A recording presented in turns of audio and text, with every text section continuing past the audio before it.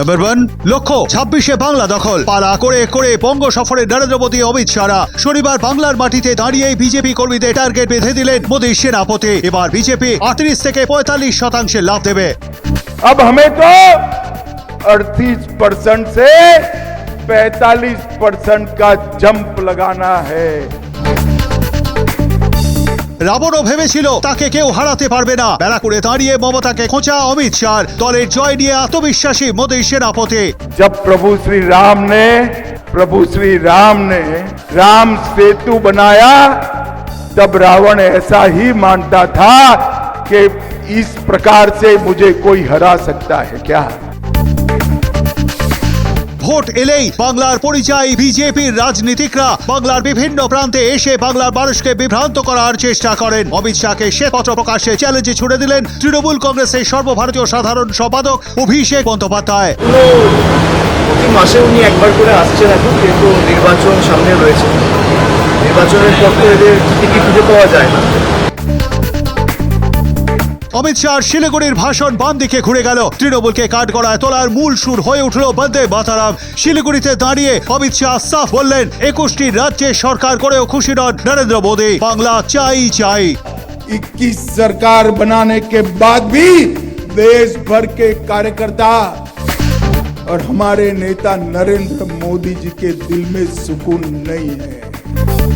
इनके चेहरे पर तो मुस्कान उस दिन आएगी जिस दिन बंगाल में भारतीय जनता पार्टी की सरकार। মমতা বন্দ্যোপাধ্যায় থেকে কমিউনিস্টরাই ভালো ছিল। শিলিগুড়িতে দাঁড়িয়ে খোঁচা অমিত শাহ। অমিত শাহ জেলে ছিল, তাই বাংলার ইতিহাস জানেন না। পাল্টা খোঁচা দিলেন অভিষেক। শাহী মন্তব্য এবং তৃণমূলে পাল্টা জবাব ঘিরে তরজা তুঙ্গে। ममता दीदी, आपसे तो वो कम्युनिस्ट अच्छे थे, आपने तो पूरा बंटाधार। অমিত শাহ বাংলার ইতিহাস জানে না। কিছুটা দিন তো জেলে কাটিয়েছেন। সিপিএম কিভাবে অত্যাচারিত করেছে বাংলার মানুষকে, সব এখন বিজেপি। আনন্দপুরের অগ্নিকাণ্ডের ঘটনায় মমতা বন্দ্যোপাধ্যায়কে তোপ অমিত শাহ। বিজেপি আনন্দপুর কাণ্ডে জড়িতদের খুঁজে খুঁজে জেলে পাঠাবে। আনন্দপুর অগ্নিকাণ্ডে দুর্নীতি তত্ত্ব টেনে আনলেন অমিত শাহ। ये जो अग्निकांड हुआ है ये कोई एक्सीडेंट नहीं है, वो ममता बनर्जी सरकार के भ्रष्टाचार के चलते हुआ है। पर्दा डालना है तो डालो ममता जी।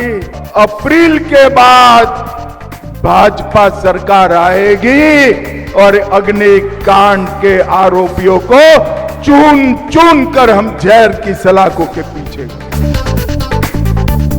বিজেপি মৃতদেহ নিয়ে শকুনের রাজনীতি করে। ওদের রাজনীতি লাশ খুঁজে বেড়ায়। আনন্দপুর কাণ্ডে পাল্টা অমিত শাহকে তোপ অভিষেক বন্দ্যোপাধ্যায়। বিজেপি শকুনের মৃতদেহ খোঁজে আর মৃত্যুর রাজনীতি করে, শকুনের মতো লাশের রাজনীতি। একটা মানুষ কত নিচে নামতে পারে যে এই জিনিসগুলোকে নিয়ে রাজনীতি করছে। একটা প্রাইভেট গোডাউন, তার মধ্যে কে কি পরিস্থিতিতে আছে সরকারের পক্ষে এটা দেখা সম্ভব নয়। সরকার খবর পেয়ে ফায়ার ডিপার্টমেন্ট থেকে শুরু করে জেলা প্রশাসন যথেষ্ট সক্রিয়তার সাথে কাজ করেছে। যাদের গাফিলতির কারণে এই দুর্ভাগ্যজনক ঘটনা ঘটেছে, সেই গোডাউনের মালিক এবং ওয়াও মোমোর ম্যানেজমেন্টের দায়িত্বে যারা ছিলেন তাদের সবকটাকে সরকার অ্যারেস্ট করেছে, ব্যবস্থা নিয়েছে। এবং এর উপরেও যদি কেউ থাকে, আমরা চাই কেউ যদি এর সাথে ইনভলভ থাকে, সে যত বড় শিল্পপতি হোক, সরকার কাউকে স্পেয়ার করবে না। যারা মমতা বন্দ্যোপাধ্যায়ের সাথে বিদেশ সফরে গেছেন বলে একটা দুর্ভাগ্যজনক মর্মান্তিক বেদনাদায়ক ঘটনাকে নিয়ে রাজনীতি করছে, তাহলে যে নীরব মোদী মেহুল চোকসির বিরুদ্ধে ভারতকে সর্বশান্ত করে 15,000-20,000 কোটি টাকার ঋণ নিয়ে দেশ থেকে পালিয়ে যাওয়ার অভিযোগ রয়েছে, তারা তো নরেন্দ্র মোদীর সাথে বিদেশ সফরে গেছে। বেলডাঙ্গা কাণ্ডে নয়া মোড়। তদন্তের রাশ এবার এনআইএর হাতে। স্বরাষ্ট্র মন্ত্রকের হস্তক্ষেপ জাতীয় তদন্তকারী সংস্থার। তদন্তভার নিয়েই মুর্শিদাবাদে পা রাখলো এনআইএ। প্রথমেই থানায় গিয়ে পুলিশ অফিসারদের সঙ্গে বৈঠক, কেস ডায়েরি সংগ্রহ করে তদন্ত শুরু এনআইএর। বাংলাদেশে 3 মাস বন্দি দশা কাটিয়ে অবশেষে মুক্তি, ঘরে ফিরলে 14 জন ভারতীয় মৎস্যজীবী। গত 13 অক্টোবর কুলতলি থেকে 14 জন মৎস্যজীবী গভীর সমুদ্রে রওনা দেন। 19 অক্টোবর মাঝ সমুদ্রে ট্রলারের ইঞ্জিন বিকল হয়ে যায়। ভাসতে ভাসতে বাংলাদেশে জলসীমায় ঢুকে পড়ে তারা। অনুপ্রবেশের অভিযোগে বাংলাদেশের নৌবাহিনী তাদের আটক করে। অবশেষে মুক্তি, শনিবার ঘরে ফিরলেন 14 জন ভারতীয় মৎস্যজীবী।